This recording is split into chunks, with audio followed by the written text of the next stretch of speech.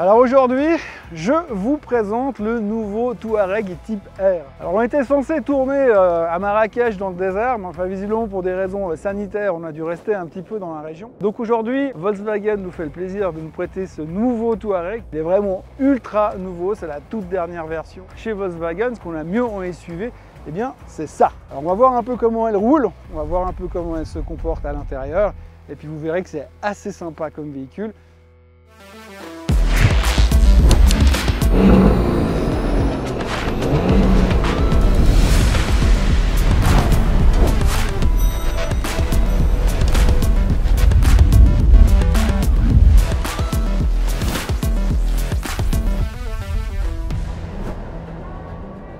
Alors le type R, il a complètement changé. C'est un Q8 légèrement en dessous en termes de gamme, si on veut bien. En plus, il est écologique parce qu'il est hybride. Alors on se souvient tous, il y a même une époque, ils nous avaient sorti un Touareg W12, mais il y a tout qui a changé. Alors surtout, ce qui est en plus dans ce véhicule, c'est qu'on a un moteur hybride, donc on a bonne conscience. Ça, c'est la bonne nouvelle, parce que ce que tout le monde recherche aujourd'hui, c'est la bonne conscience, c'est d'avoir ce fameux moteur hybride. Alors on a des batteries qui sont là-bas dessous, un V6 quand même de 360 chevaux, et en plus, on a une centaine de chevaux avec le moteur hybride. Alors ça, c'est la super bonne nouvelle, mais franchement, je vais être très honnête, et je vais peut-être un petit peu insister sur ce moteur hybride, c'est que c'est génial le côté hybridation, mais c'est vraiment du politiquement correct, parce qu'encore une fois, vous faites 300 mètres dans des virages et vous poussez un peu fort et vous n'avez plus rien. Alors ce qu'il faut faire attention avec ce moteur hybride, comme tous les moteurs hybrides, parce que c'est un plug-in, c'est-à-dire qu'il se recharge quand vous descendez depuis le haut de la montagne, il se recharge, on récupère de l'énergie, et bon, on peut récupérer un tout petit peu, mais franchement, le meilleur truc, c'est tous les soirs, vous rentrez à la maison et vous le pluguez sur le 220 volts. Alors si vous n'avez pas un chargeur rapide, il vous faudra quand même 7 heures.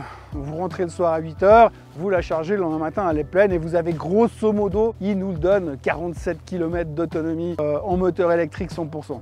Alors vous savez comme moi que les autonomies 47 km en hybride, ça vaut ce que ça vaut, c'est-à-dire pas grand-chose. Alors heureusement, le thermique de ce machin, il fonctionne quand même plutôt pas mal. Alors évidemment, on a toutes les versions dedans, hein. Neige, montagne, 4x4, confortable. Et donc le meilleur mode, comme d'habitude, c'est le mode sport qui fonctionne. C'est celui qui est le plus drôle quand même. D'ailleurs, moi, je reste plugué là-dessus. Sauf aujourd'hui, j'ai quand même dû utiliser un peu le mode neige. Après, le train routier fonctionne super bien. Elle tient relativement bien la route. Alors c'est une voiture qui est pas légère, hein, évidemment, vous voyez le gabarit quand même, c'est bien plus gros que le Tiguan, c'est bien plus lourd, c'est un gros Cayenne avec un moteur un peu moins puissant. Maintenant, il ne faut pas oublier un truc, c'est que si vous arrivez à 140 dans un virage, ça reste un gros machin qui va quand même être tiré vers l'extérieur. Après, il y a des défauts. Alors le truc que je déteste, en fait, je crois qu'à chaque vidéo, je pourrais parler de la même chose, c'est les aides à la conduite. Alors celle-ci, elle est bourrée d'aides à la conduite, surtout le lane assist qui vous permet de ne pas dépasser la ligne blanche. Alors comme ici, c'est tout blanc, autant vous dire que pas dépasser la ligne blanche, ça va être compliqué. Mais déjà, rien que pour le déconnecter au début, il faut trouver. Autrement, vous avez la vision nocturne, il y a plein d'assistances, à part le fait qu'elle n'est pas autonome et qu'elle a quand même besoin de vous pour toucher le volant et les pédales de frein et d'accélérateur, eh bien ça devient ultra moderne et franchement, c'est pas très agréable. Bon, voilà,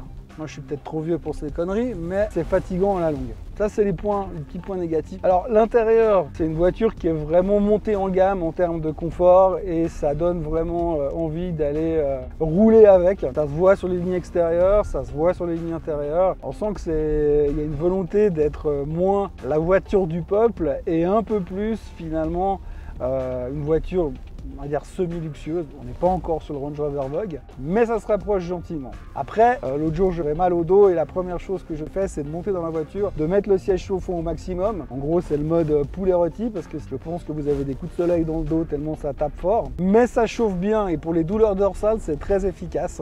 Alors c'est pas cadeau parce que, bon, grosso modo, comme elle est là, elle vaut quelque chose comme 110 000 francs suisses, hein, autour de ça. C'est comme d'habitude dans les allemandes, hein, on vous donne 95 000 de prix de base, puis après quand vous rajoutez un volant, forcément c'est plus cher. Donc c'est pas forcément cadeau, mais je dois dire qu'elle est vraiment en compétition avec le Q8. Évidemment pas le SQ8 ou pas le RSQ8, mais elle se tient relativement bien. C'est un gros bond en avant en termes de gamme, à mon sens. C'est une super voiture, c'est vraiment complètement autre chose. C'est vraiment bien bonifié en termes de qualité, à l'intérieur du véhicule et surtout eh bien, en termes de motorisation, elle marche très bien quand même, il faut le reconnaître de ce côté-là. Fin de ce test. Comme d'habitude, avec les voitures Made in 2021, on n'est jamais vraiment déçu. L'émotion n'est pas tout à fait la même par rapport à ce qu'on pouvait avoir il y a quelques années en arrière. Mais globalement, c'est une super voiture, c'est super confortable et à la fin, eh bien, on passe des bons moments avec. Je me réjouis qu'il reneige pour remonter avec les skis ce week-end pour voir si ça rentre vraiment tout bien dans le coffre. Mais franchement, bel essai, superbe voiture, un poil trop cher et puis un poil trop hybride à mon goût.